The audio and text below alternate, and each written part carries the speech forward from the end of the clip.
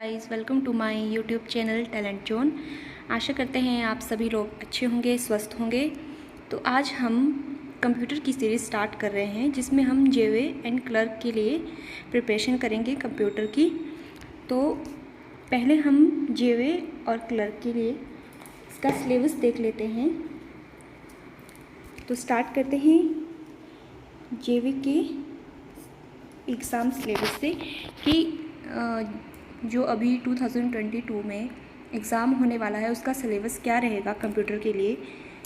तो फर्स्ट है आपका इंट्रोडक्शन टू कंप्यूटर, जिसमें इस computer generation, history, important computer terms और कंप्यूटर एब्रीविएशन आएगा। सेकंड आपका जो टॉपिक रहेगा वो input output devices. Third computer memory. Fourth software. Fifth आपका कंप्यूटर लैंग्वेजेस। सिक्स आपका विंडोज़ 7 बेसिक डोस का। एट्थ आपका माइक्रोसॉफ्ट ऑफिस, जिसमें वर्ड, एक्सेल, पावर पॉइंट, आपका एक्सेस, ये सभी आ जाएंगे। फिर नाइन्थ आपका word processing and elements of word processing होगा। फिर spreadsheet, DBMS, computer networks, internet and intranet, और WWW and web browser, email, operating system, computer security, data communication, basic logic gates, HTML, C language और C++ language, और last है आपका MS DOS। तो ये सारे टॉपिक्स हैं जिससे हो सकता है कि आने वाले एग्ज़ाम में क्वेश्चंस बने। तो बात कर लेते हैं। आज फर्स्ट टॉपिक है हमारा इंट्रोडक्शन ऑफ कंप्यूटर, कि कंप्यूटर क्या है, किस वर्ड से बना है, किस भाषा से बना है और किस पर्पज़ के लिए ये कंप्यूटर बनाया गया था। तो जो कंप्यूटर है उसका जो हिंदी मीनिंग है उसे हम संगणक कहते हैं। कंप्यूटर शब्द कंप्यूट शब्द से बना है, जिसका मीनिंग होता है कैलकुलेशन, और जो कंप्यूट वर्ड था वो आपका ग्रीक या लैटिन भाषा से लिया गया है। मेनली जो कंप्यूटर बनाया गया था वो आपका सिर्फ जो उसका पर्पज़ था वो बनाने का था सिर्फ कैलकुलेशन करना, कि कैलकुलेशन कैसे की जाती है। अब बात आती है कि कंप्यूटर काम कैसे करता है। तो आपका जो कंप्यूटर है वो 3 टर्म पे काम करता है। जैसे पहले हम उसे कोई निर्देश देंगे, फिर वो निर्देश आगे जाकर प्रोसेस होगा, फिर उससे एक आउटपुट निकल कर आएगा।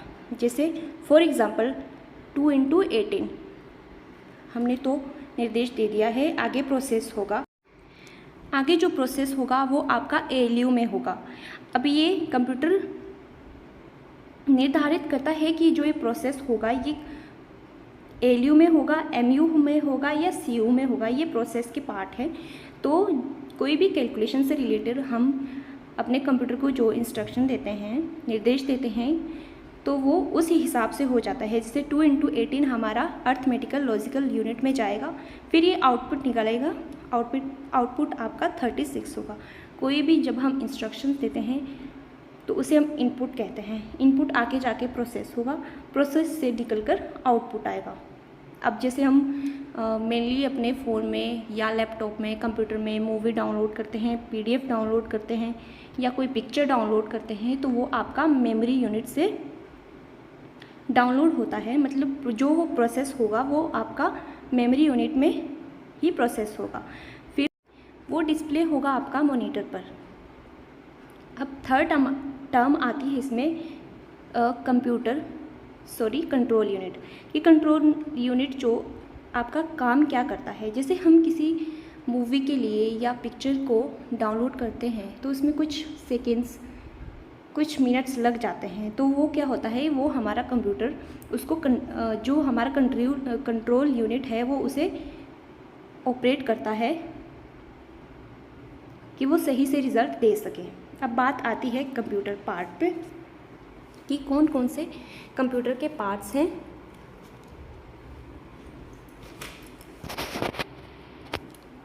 तो कंप्यूटर के 2 ही पार्ट्स हैं, जैसे हार्डवेयर और सॉफ्टवेयर।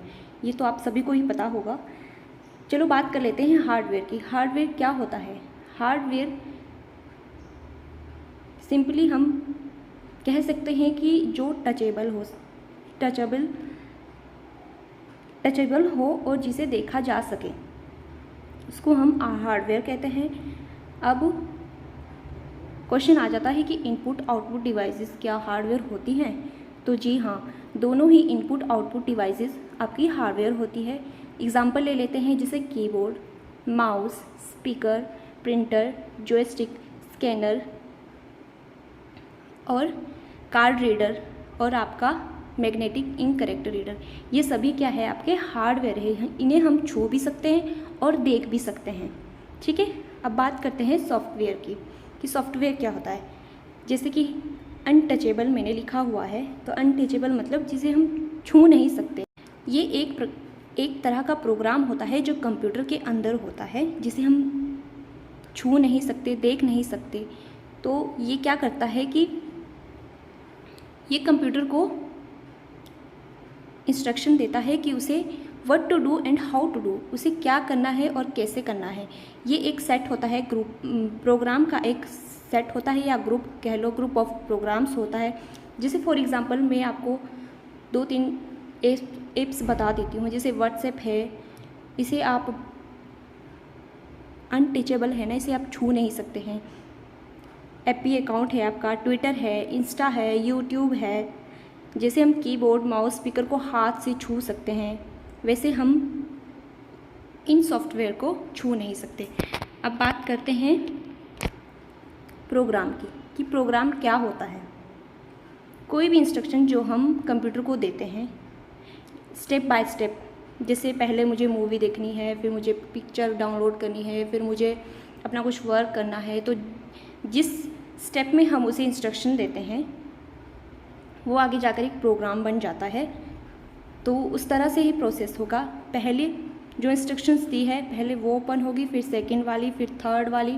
इस तरह से हम कह सकते हैं कि ग्रुप ऑफ इंस्ट्रक्शंस जो हम कंप्यूटर के लिए देते हैं वो सारा हमारा प्रोग्राम हो जाता है। और इन्हीं प्रोग्राम की collection of same programme is called software.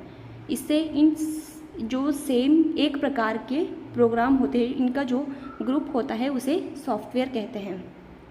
तो सॉफ्टवेयर कंप्यूटर के अंदर होता है, जिसे हम छू नहीं सकते हैं।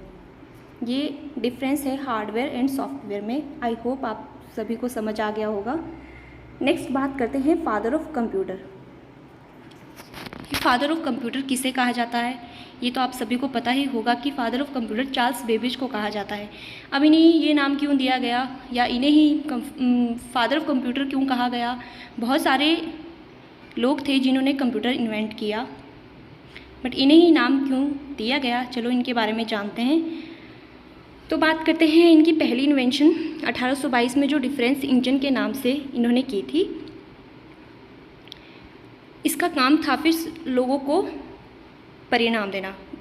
ये जो इंजन इनके द्वारा बनाया गया था, ये सिर्फ आउटपुट देता था।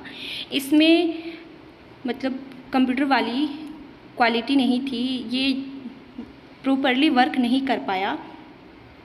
ना इसमें इनपुट था, ना इसमें प्रोसेस था। ये आधा अधूरा कंप्यूटर था। फिर इन्होंने 1837 में फिर एक इन्वेंशन की, जिसे एनालिटिक इंजन के नाम से जाना जाता है, और यही कारण था कि इन्हें फादर ऑफ कंप्यूटर कहा गया। इसमें प्रोसेस होना शुरू हो गया था। कह सकते हैं कि एक कंप्यूटर की तरह काम करना इसने शुरू कर दिया था। इसमें इनपुट था, फिर वो प्रोसेस होता था, फिर वो आउटपुट निकाल कर देता था। मतलब ये कंप्यूटर बनकर रेडी हो गया था। इसी वजह से इन्हें फादर ऑफ कंप्यूटर कहा जाता था, क्योंकि ये पहले इन्वेंटर थे जिन्होंने एक कंप्लीट कंप्यूटर रेडी किया था बनाकर। फिर बात करते हैं 1842। 1837 में एनालिटिक इंजन बनकर तो तैयार हो गया था, बट इसने काम कब से शुरू करना किया, वो किया आपका 1842 में, जब इसमें पहला प्रोग्राम डाला गया। और फर्स्ट प्रोग्रामर थी आपकी लेडी एडा लवलेस अगस्ता। तो जो ये लेडी एडा लवलेस अगस्ता थी, इन्होंने ही एनालिटिक इंजन के लिए पहला प्रोग्राम दिया था, और फिर एनालिटिक इंजन ने अपना काम करना शुरू कर दिया था।